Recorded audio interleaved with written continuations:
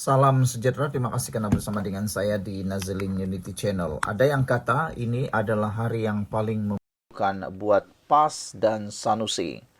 Manakan tidak, PAS sudah berkali-kali diseret, terheret dengan isu fitnah. Ada yang sehingga mengecap parti itu sebagai parti yang suka memfitnah kerana ahli-ahlinya yang terlibat dengan pelbagai fitnah. Terkini, melibatkan pula Sanusi Maknur. Baru-baru ini beliau mendapat berita yang gembira dari mahkamah, tetapi kali ini berita yang paling tak gembira pula diterima Sanusi. Apabila disahkan, Sanusi memohon maaf kepada Menteri Besar Selangor. Saudara-saudara sekalian, permohonan maaf itu sangatlah baik. Tetapi sampai berapa kalikah permohonan maaf demi permohonan maaf dibuat oleh Sanusi. Sudah beberapa kali Sanusi tercakup di dalam perbuatan memohon maaf selepas didapati memfitnah. Terkini Sanusi secara terbuka memohon maaf kepada Menteri Besar Selangor pura. Sanusi memohon maaf secara terbuka di mahkamah. Syarat-syarat lain penyelesaian saman tidak didedahkan. Menteri Besar Kedah Muhammad Sanusi Maknur memohon maaf secara terbuka di mahkamah bagi menyelesaikan saman fitnah yang difailkan oleh Menteri Besar Selangor Amiruddin Syari.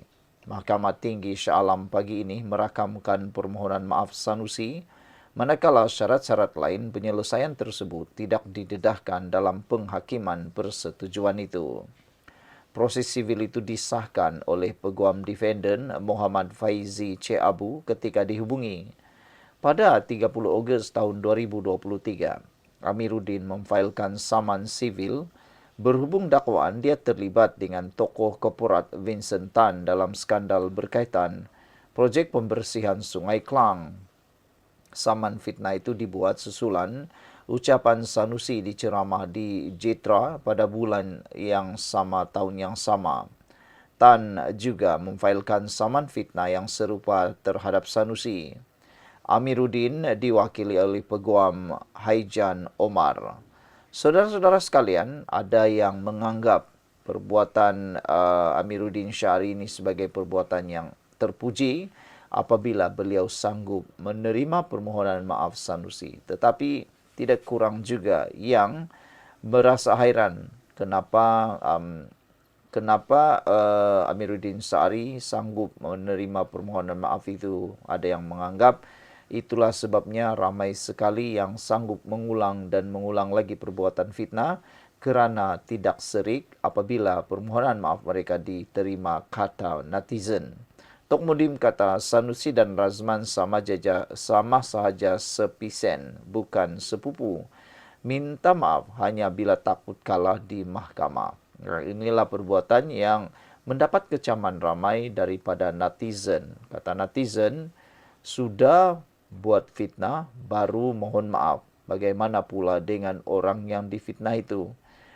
Berita tentang perkara ataupun fitnah itu tidak akan dapat dipadamkan selama-lamanya lagi. Ada maci, nenek, atuk, aki dan sebagainya yang akan percaya sampai selama-lamanya berita fitnah ataupun perkara fitnah yang sudah mereka dengar.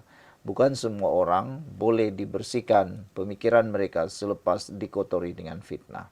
Sekian dulu untuk kali ini. Jangan lupa tinggalkan komen Anda, tekan butang subscribe. Kita jumpa lagi. Bye-bye. Salam sejahtera, terima kasih karena bersama dengan saya di Nazlin Unity Channel. Apabila Nazri Aziz kata Anwar Ibrahim akan menjadi Perdana Menteri untuk satu penggal lagi dan belum ada calon yang boleh menggantikan Anwar Ibrahim, ramai netizen yang setuju dan juga bergembira. Walau bagaimanapun, yang paling tak gembira ialah Perikatan Nasional kerana mereka sudah tahu betapa susahnya mereka untuk menumbangkan Anwar Ibrahim dengan gabungan Barisan Nasional Pakatan Harapan yang akan berkekalan. Hari ini disahkan Perdana Menteri yang ke-11 adalah senada harapannya dengan Nazri sama macam harapan kerajaan, kata Zahid. Bermaksud Zahid merestui apa yang disebut oleh Nazri Aziz. Dapat dilihat bahawa kerjasama antara Barisan Nasional dan Pakatan Harapan ada cahaya di hujung terowong yang bakal meneruskan kecemerlangannya. Baik, saudara-saudara sekalian, apa yang menariknya tentang isu ini ialah ini menunjukkan bahwa timbalan Perdana Menteri pertama Datuk Seri Zahid Hamidi sekali lagi membuktikan kepimpinan yang matang dan penuh strategi apabila secara terbuka menyatakan sokongan padu kepada Perdana Menteri ke-10 Anwar Ibrahim untuk terus menerajui negara bagi penggal yang akan datang. Dalam dunia politik yang penuh kejutan, langkah Zahid ini menjadi satu tamparan buat mereka yang masih berharap kerajaan perpaduan sedang goyah. Sebagai Presiden UMNO dan pengerus CBN, Zahid menunjukkan bahawa beliau bukan sekadar bermain politik biasa. Beliau seorang yang bijak dalam memastikan kestabilan dan kemakmuran. Dengan pengalaman luasnya, Zahid menyedari bahawa Malaysia perlukan kesinambungan kepimpinan yang kukuh, bukannya percaroran politik yang mengorbankan rakyat demi kuasa. Barisan Nasional kini jelas tidak mahu lagi menjadi kingmaker yang goyah, tetapi rakan sekutu yang mantap dalam kerajaan perpaduan. Maka dengan sokongan ini, Perdana Menteri ke-10 Anwar Ibrahim mendapat mandat lebih kukuh untuk terus membawa reformasi dan pembangunan negara tanpa gangguan. Satu mesej jelas kepada lawan politik ialah kerajaan ini bukanlah kerajaan sementara. Ia adalah pilihan untuk kestabilan, kemajuan dan kemakmuran negara. Dengan semangat perpaduan ini, masa depan Malaysia dilihat semakin cerah, di mana kepimpinan yang stabil dan berwawasan mampu membawa negara ke tahap yang seterusnya. Perdana Menteri ke-10 dan timbalan Perdana Menteri 1 adalah gabungan kepimpinan yang terbaik. Terima kasih Datuk Seri Zahid Hamidi, kata Friends of Pakatan Harapan PH Gerak Harapan di Facebook.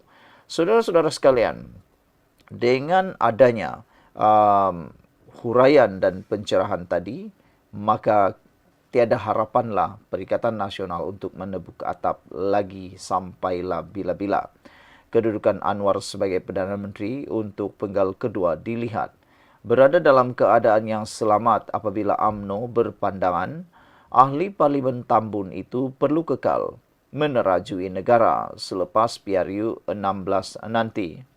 Presiden UMNO Ahmad Zahid Hamidi berkata, kenyataan dibuat bekas Duta Malaysia ke Amerika Syarikat, Nazri Aziz pada Ahad lalu berkaitan perkara itu adalah selaras dengan harapan semua pihak dalam kerajaan.